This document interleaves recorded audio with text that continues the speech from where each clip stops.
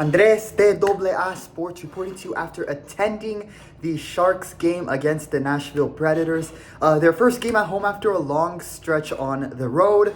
And this was their second of back-to-back games against Nashville. So you could say this was a second game of a two-game series. And it was especially cool for me as a sports geek. As in the arena, my seat happens to be right behind where the commentators were in the upper tier of the arena. So I got to see the game in person while being able to hear parts and pieces of what the commentators were saying on the NBC Sports broadcast, which was really, really cool.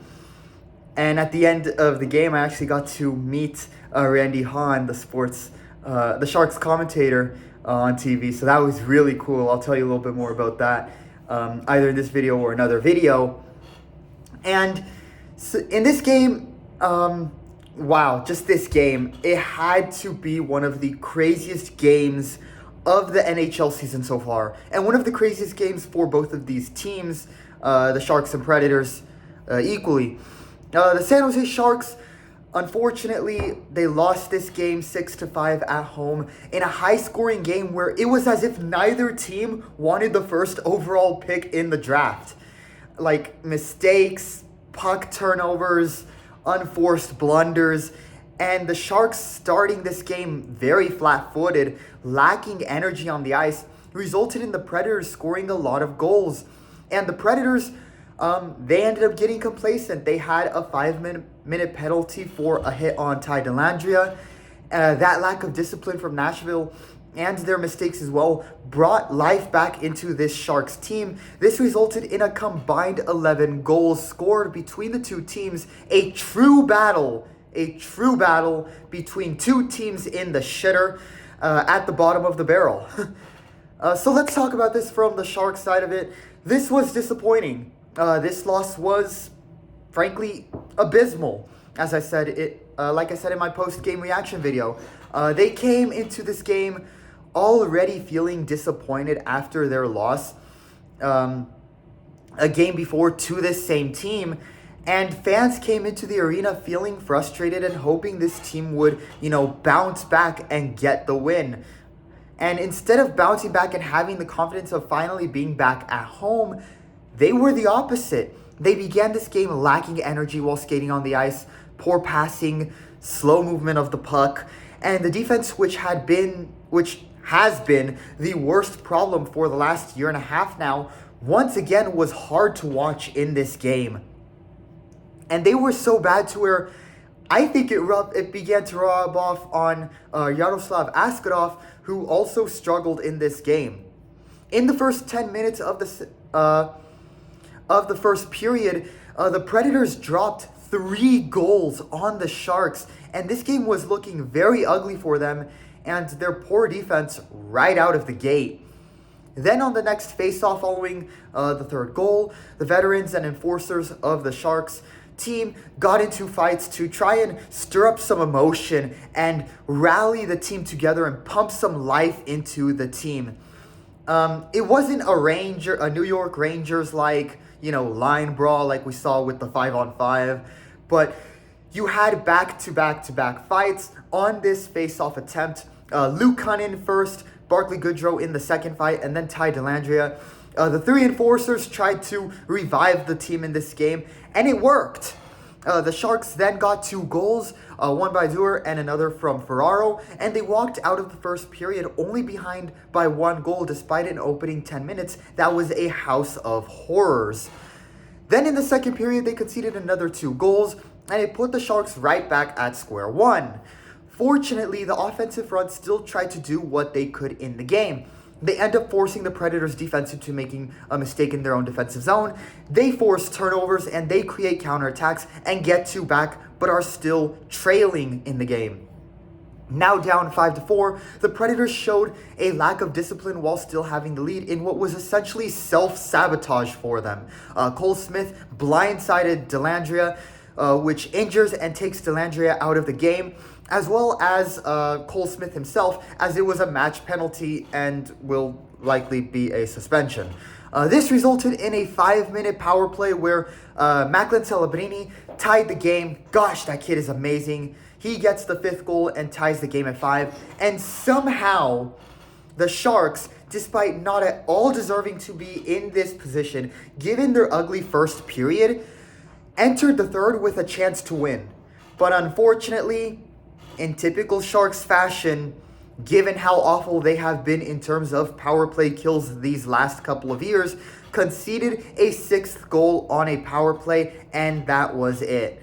That 6th goal deflated the team, and while they did have an extra player advantage in the final 2 minutes with an empty net as they pulled Yaroslav Askarov off the ice, there was no quick puck movement to go with that extra player advantage, and they lost.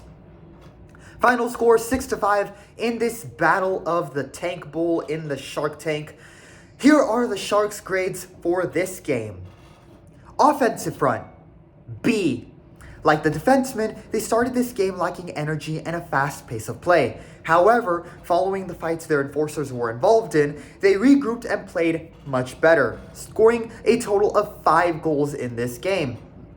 Walker Duehr got his first goal with the Sharks in this game and was one of the goal scorers in the offensive front, along with Fabian Zetterlund and Macklin Celebrini. Mikael Granlund played a key role in the game despite not scoring, as he did have 3 assists. Nikolai Kovalenko had the second most assists after Granlund with 2. And Eklund, Smith, Will Smith, and Alex Weinberg also got in on the board in terms of points with 1 assist each as well. However, the offensive front continues to struggle on the power play and fails to capitalize when having an extra man advantage. In the second period, the Sharks were given a 5-minute power play following Delandria's blindside hit.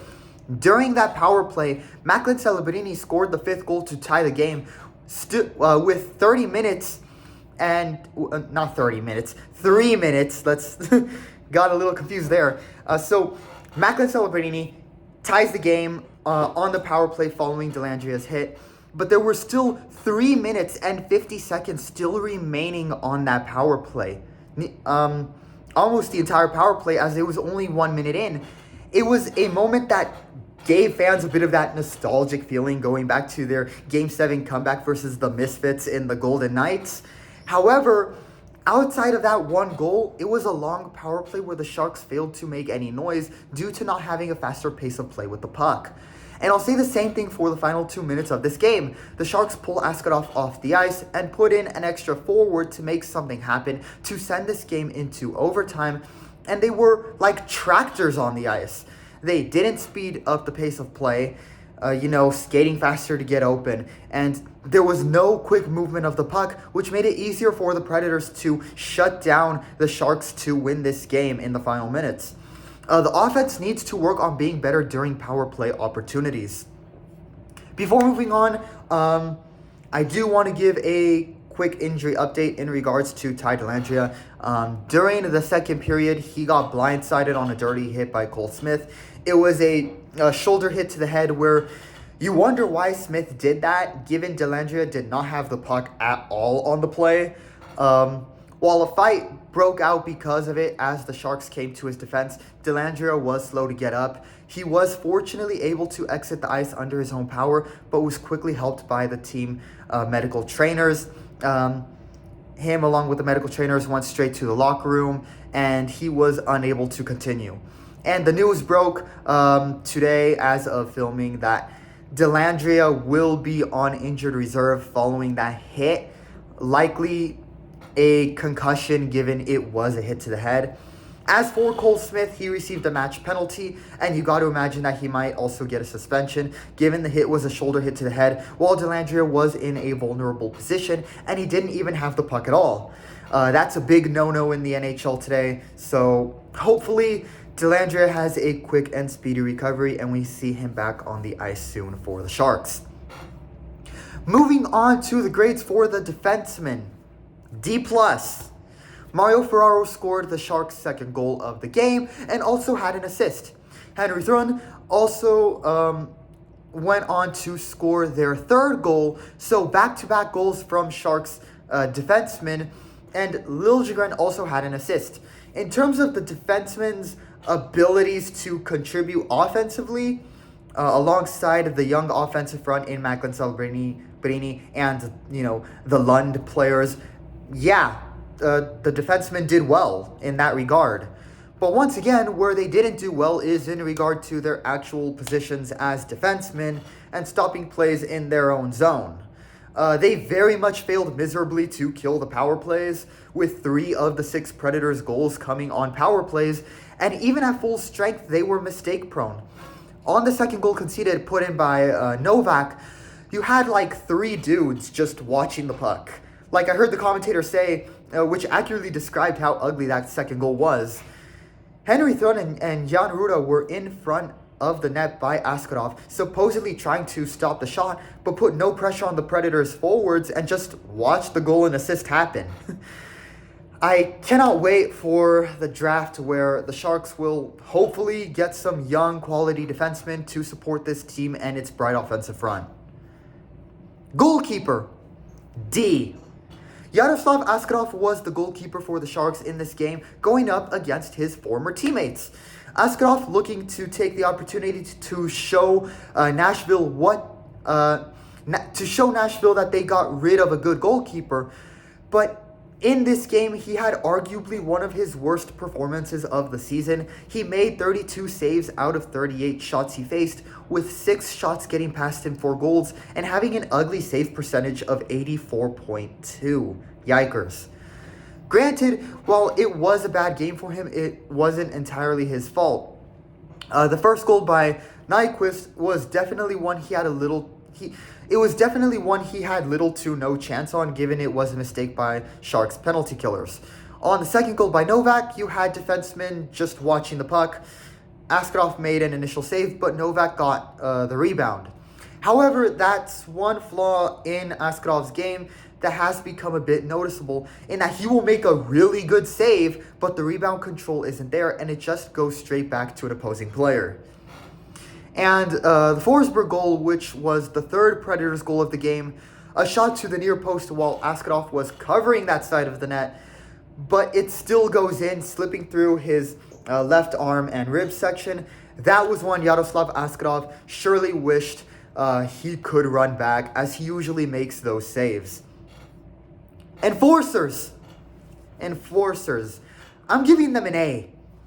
There were 4 fights in this game. 3 of them were back-to-back, following the Predators' third goal in the first period. Luke Cunning goes at it with Cole Smith before he later got kicked from the game for the Dellandrea hit. So Cole Smith, Luke Cunning go at it first. After that, Barclay Goodrow drops the gloves with Michael McCarron, and then after those two, Dellandrea and Leroux go at it, but it only lasts a few seconds before Dellandrea slips and falls, and the referees break it up.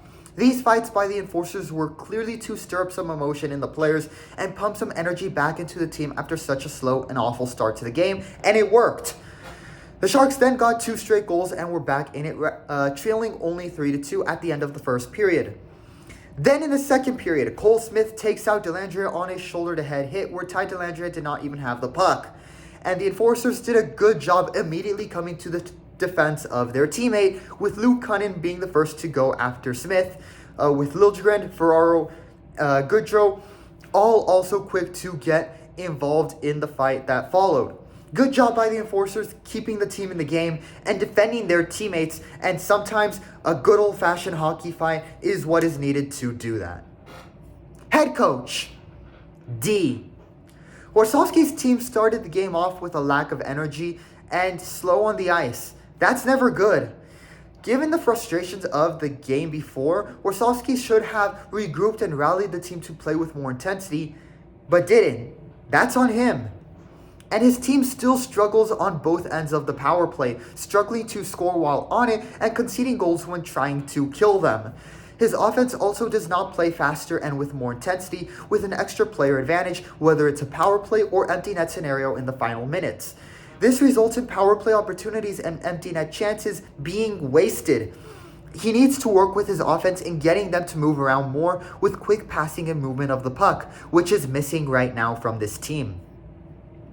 Final score, Predators win 6-5 in downtown SJ. A high-scoring game with 11 goals combined between the two teams.